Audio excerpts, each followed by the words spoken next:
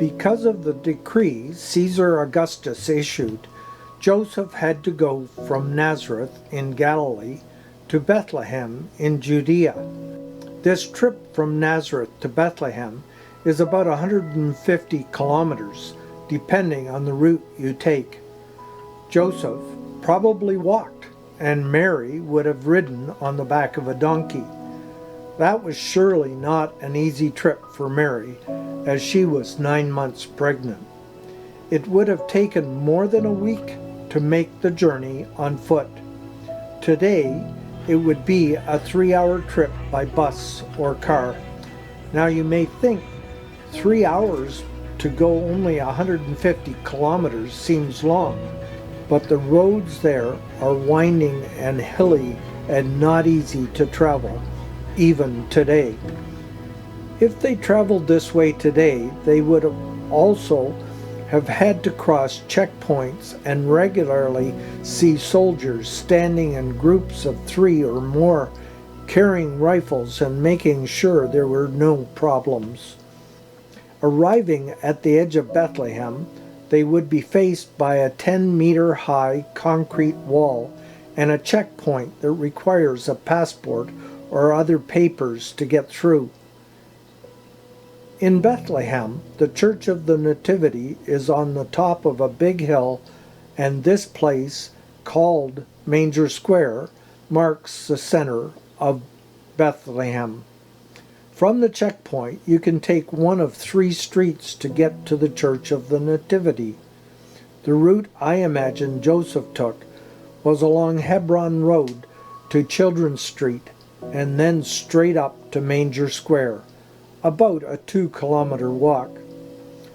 Children's Street is a narrow street, like almost every street in Bethlehem. It is lined with shops on both sides, and in front of the shops there are vendors selling their wares, mostly fruits and vegetables, but they could be selling just about anything. As you walk along, the vendors holler, "Come buy from me, I have the best." Across the street is another vendor telling you he has the best and at a better price. The shop owners are all trying to get you to come into their shop and check it out. The street itself is full of people walking all over, even right up the middle. Behind them are the cars trying to work their way through the crowd, with their horns sounding every few seconds to move the people out of their way.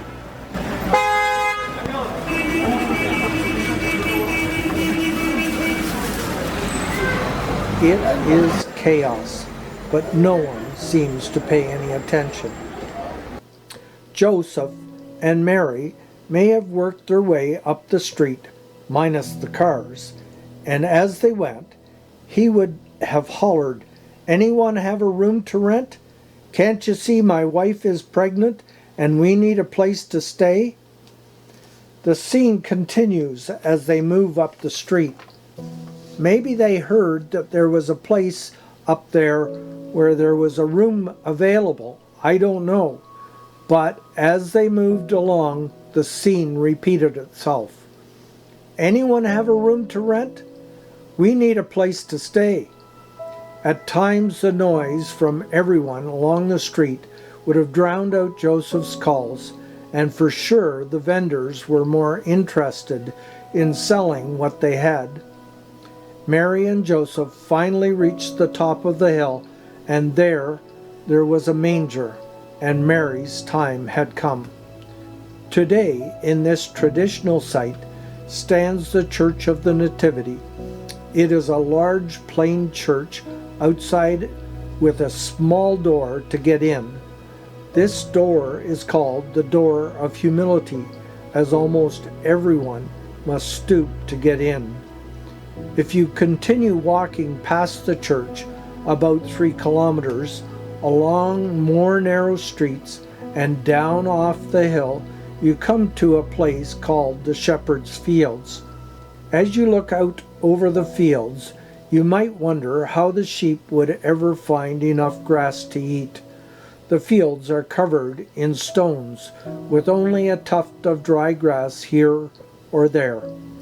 It is easy to imagine the shepherds out under a star-filled sky while relaxing against an olive tree, when suddenly an angel appeared and told them of the child being born.